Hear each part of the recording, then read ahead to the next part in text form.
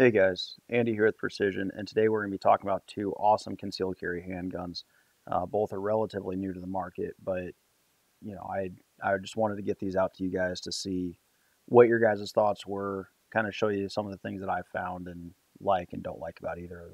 First off, we have the Springfield Armory Hellcat Pro, and next up we have the Sig Sauer P365X Macro. Start off. Are actually clear, no ammo.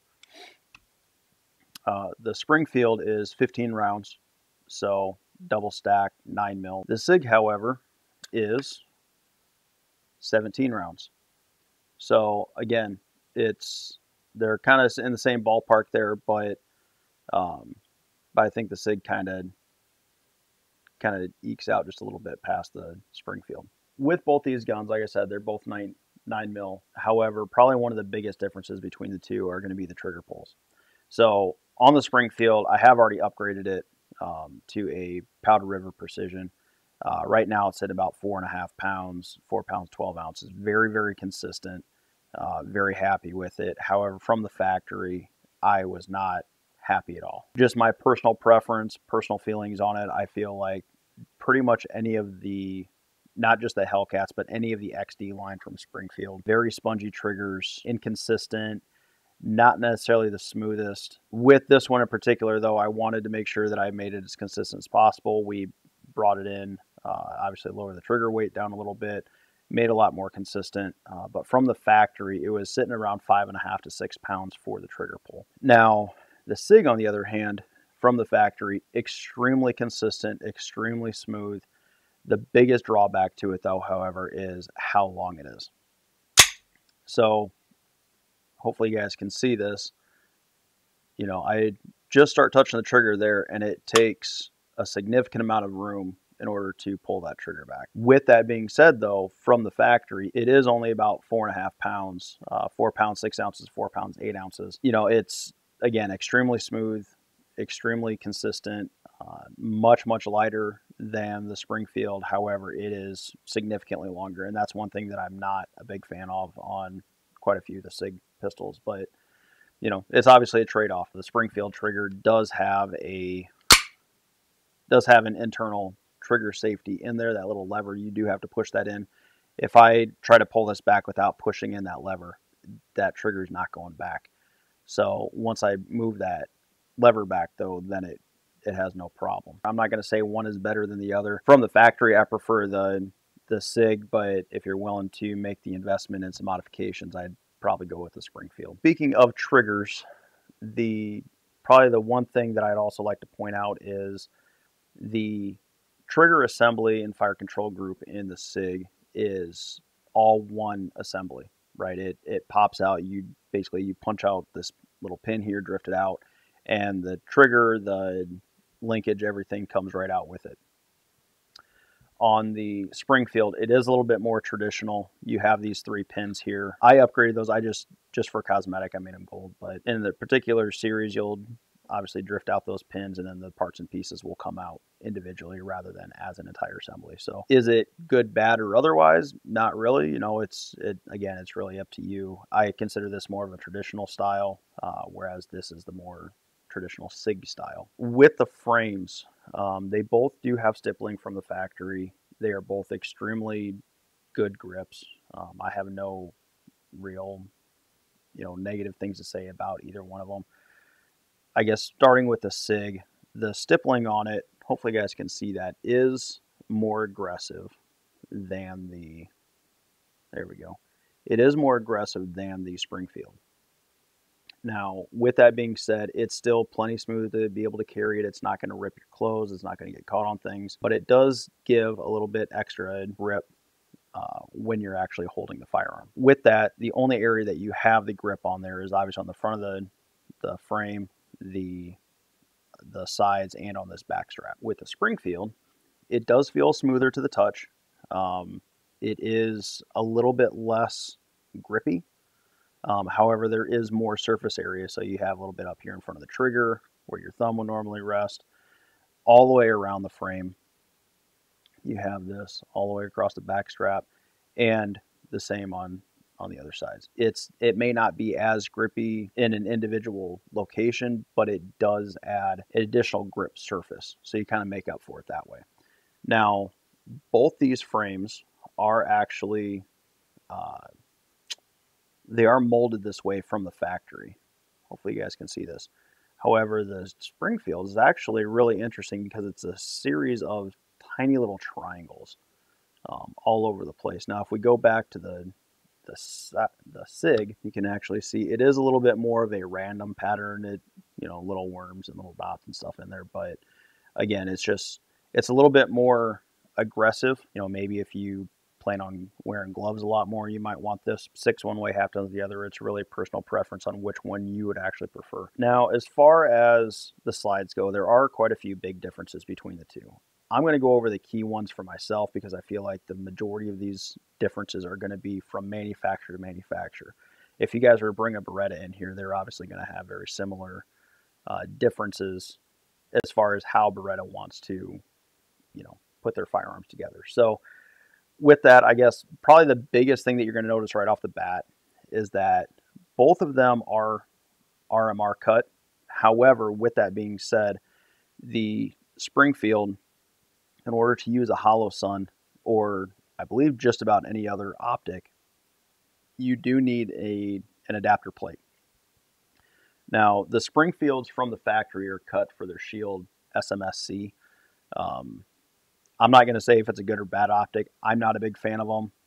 Not necessarily because of quality or anything like that. I just prefer my hollow sun. So that's why I ended up going with this particular plate in here. Now, with that being said, the Sig, you don't need that plate. This is actually already cut from the factory, able to accept the hollow sun optic, and you're good to go. You don't need that plate. Now, that plate could be anywhere from 50 to 100 or potentially more if you really wanted to get Gucci with it. But, you know, just take that in consideration. Take a look at what optics you want to use and make sure that it is compatible with your firearm. Now, before anybody starts going to the comments and telling me otherwise, yes, this hollow sun will attach directly to this slide. However, there are indexing lugs on this slide that you have to file down. I don't want to do that. I don't want to modify the firearm any more than I absolutely have to from the factory in a way that is going to cause me to have to replace this entire slide if for whatever reason I wanted those indexing lugs back in there. So that's why I ended up getting this slide. Now, even if you were to do that, the actual RMR optic, the hollow sun that's on here, or any of the Trijicons or anything like that, you're still not going to be able to co-witness. So can you get close? Yes. But even without this plate, even if I were to bring this all the way down, it's not going to completely co-witness. So you're never going to have it perfect, right? In order to do that, you'd actually either have to get larger sights or you'd have to have the factory make this slide just a little bit taller. Same thing goes for the Sig. You're not going to be able to truly co-witness both of these sights right off the bat. You would have to replace the sights with a little bit taller ones. Not the end of the world, but you know, just something to keep in mind. Another big difference between these slides is, although they are very similar length, right? As you guys can see here, they are extremely similar in length. The Sig actually has a comp on the end of it. It is actually just machine slots in the top of the slide. Now, because of that, the barrel on this is shorter than the slide itself. The barrel on the Sig is actually shorter than that of the Pro, even though they are the same physical size, right, between the two. With that, let's go ahead and get these field stripped. I'll show you guys how to do that real quick. First off, when we go to field strip to 365, what we're going to do is we're going to lock this back, first and foremost. And then this takedown lever, we're actually going to rotate it down, okay? Now from there, we can go ahead and drop the slide.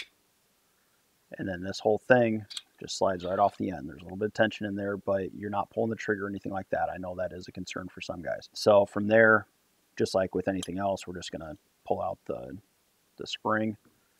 We're going to take the barrel out, set that off, and then that's your field strip for your slide. Okay. Now, as far as the Hellcat goes, very similar.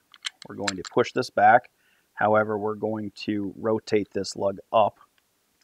We're going to push that back a little bit. The slide release drops on its own. Now, in order to actually remove this slide, we do have to pull the trigger, and then it slides right off of there. Set the slide off to the side. Internals on this, again, we're just going to remove the spring, set it off to the side. The barrel, we can pull that out, and then the slide goes off on its own. So there's that. Now, going back to the barrels, you guys can see, I believe the Sig is a 3.3-inch barrel and the Springfield is a 4-inch. I know there's plenty of guns out there with both barrel sizes. Again, just be aware of that the barrel on the Pro is longer. As far as the springs, I'm not going to say whether one is better than the other. It's just a different way of doing the same thing. They are both metal guide rods. The slides themselves, again, very similar internals. They are both striker fired. One thing to keep in mind, the Sig does have a plastic bushing inside of here. I think they call it the firing pin guide or something like that. The Springfield does not. So again, just take that in consideration. I really don't care one way or the other, however you guys feel about it, but I know it doesn't sit the greatest when guys start hearing about plastic parts and firearms that could potentially get hot. Again, both striker fired, both very similar. Both have your drop safeties in there. Going back to the frames themselves, again, extremely similar sizes. They're both, to me, they're both extremely comfortable. The beaver tails are almost identical. You know, there's really not a whole lot to say about either one other than it's ultimately going to be your own personal preference, right? Everything I'm showing you here, I'm trying to be as objective as possible because I know my hands are not the same size as everyone else's. I grip the gun a little bit differently, so on and so forth. What feels good to me may not feel good to you. So make your own decisions on that. Again, looking at the internals on these though, the Sig, the entire fire control assembly pops out. You're just going to drift out this little pin and you'll be good to go. This whole thing kind of shimmies in there and just pops right out. As far as the Springfield goes, there are different components obviously inside of here that you're only going to want to drop out every once in a while. Take that in consideration. As far as the mag release goes, the mag release from Springfield, from the factory, is, I'm going to call it kind of small. It's obviously a concealed carry pistol. It's meant to be small, not get snagged on anything. I still felt like it was a little too small for me, so that's why I went with an extended one from NDZ. Really high quality stuff. I really like it. The mag release from Sig, from the factory, is a little bit more pronounced. I feel as though it is a better mag release feel, I guess, for lack of a better term.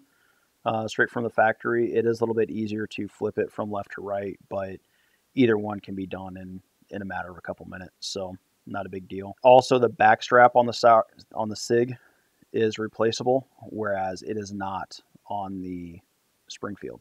So if you're in the gun store trying to pick these up, trying to feel them, just be aware. I believe the Sig from the factory usually comes with a medium back strap on it. It comes with a small, medium, and large. So if it doesn't feel 100% perfect to you, and for whatever reason the guy behind the counter doesn't want to swap it out, all you're going to do is drift out that little pin. This whole piece slides down. You can slide the next one on and give it a shot. So again, extremely comfortable. I like both of them, but you know, again, it's ultimately going to be up to you guys. So what we're going to do is we're just going to go ahead and reassemble these real quick. Now, as far as the Sig goes, just make sure that this lever is aimed down before you try to slide that on there. Lock it back. As soon as I push up on this lever and it goes into the slide, the actual slide lock lever, then the takedown lever actually rotates up on its own, and I'm good to go.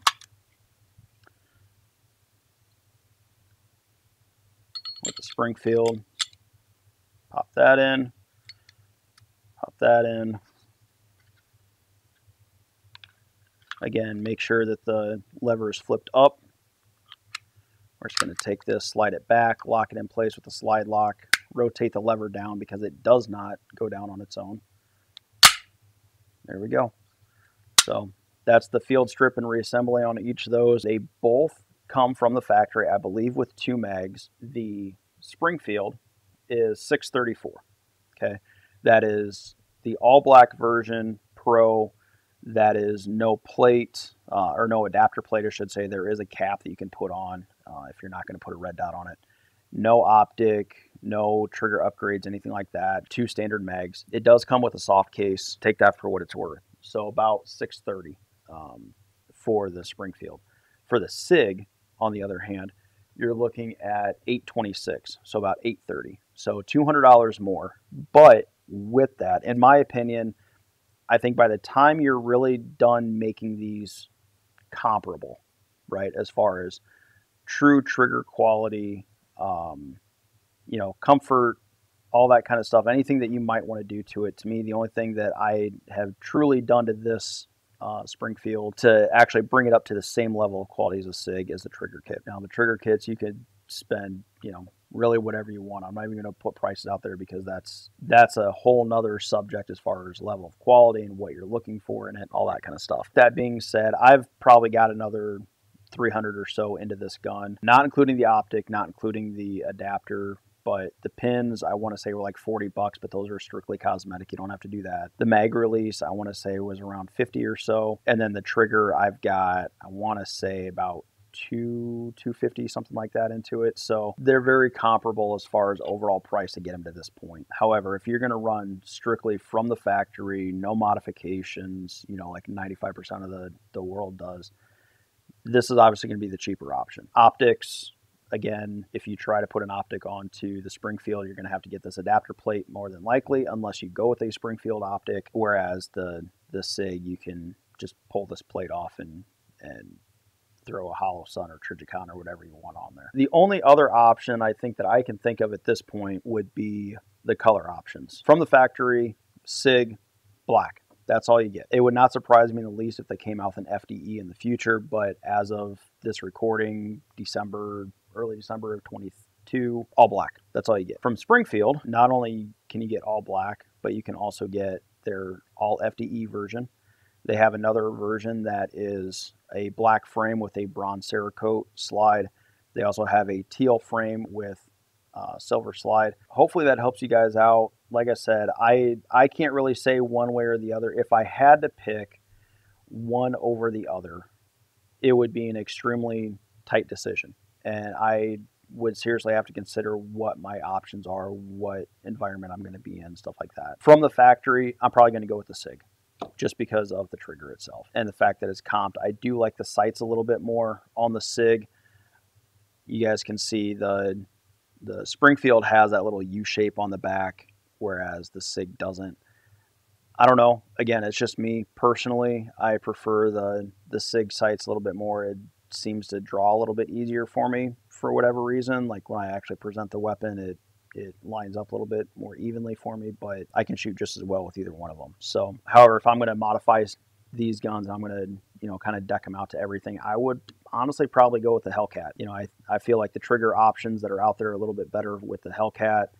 Even with the adapter plate that I have to put in there for the hollow sun, it's not the end of the world by any means. Again, just kind of take that for what it's worth. If you guys have any questions, please feel free to comment below. Leave questions, comments, like, share, subscribe, all that kind of fun stuff. And yeah, we'll see you guys on the next one. So thanks.